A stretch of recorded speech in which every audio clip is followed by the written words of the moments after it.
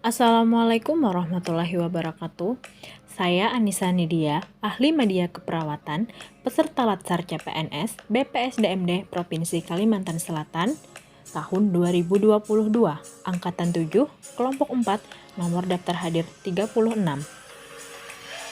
Pada agenda kedua, di hari pertama, saya ditugaskan oleh tutor berupa tugas individu untuk membuat e-learning journal, yaitu menceritakan pengalaman pembelajaran harian pada saat sinkronus ataupun asinkronus. Terlebih dahulu, saya akan menjelaskan apa itu sinkronus dan asinkronus. Sinkronus adalah metode pembelajaran langsung dengan tatap muka menggunakan media virtual seperti Zoom Meeting. Sedangkan asinkronus adalah metode pembelajaran tidak langsung di mana pemateri dan peserta tidak bertatap muka.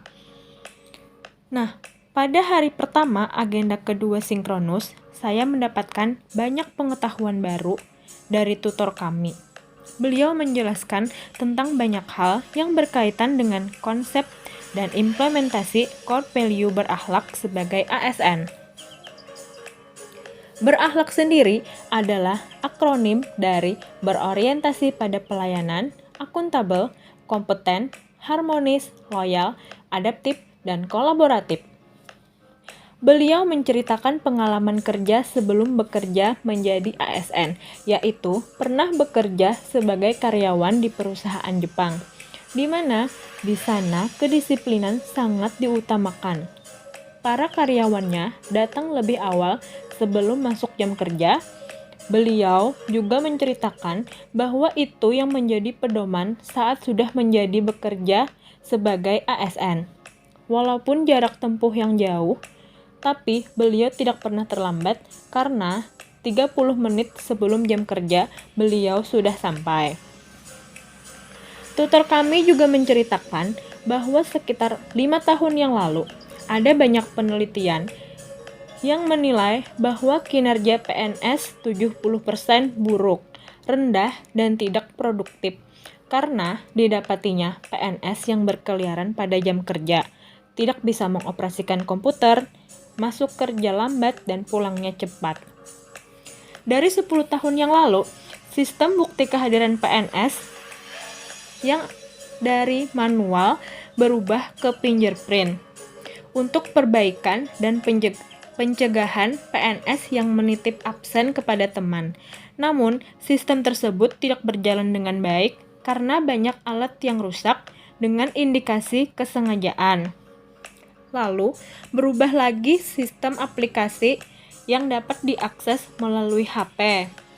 Tapi, dengan jarak kurang lebih 5 km, PNS sudah bisa absen tanpa harus ke tempat kerja saat datang ataupun saat pulang bekerja. Sebenarnya, yang bermasalah bukanlah sistemnya, tetapi sumber daya manusianya. Perlunya pendidikan anti korupsi bagi ASN juga sangat diperlukan. Karena banyak ASN yang meminta nota kosong contohnya pada saat membeli alat tulis.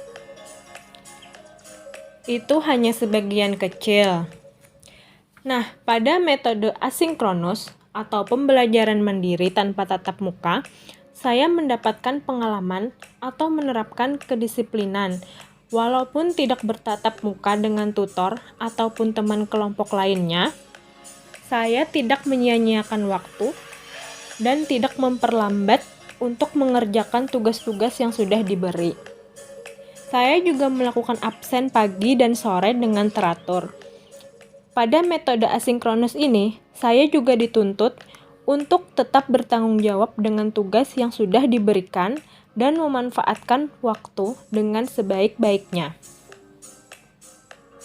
Nah, kesimpulan yang saya dapatkan dari pembelajaran sinkronus dan asinkronus di agenda 2 pada hari pertama ini adalah yang pertama, sebagai ASN, kita harus datang dan pulang kerja tepat pada waktunya.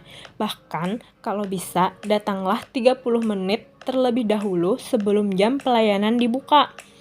Yang kedua, menjaga nama baik ASN, dan menerapkan kedisiplinan dengan mengikuti sistem dan peraturan yang berlaku.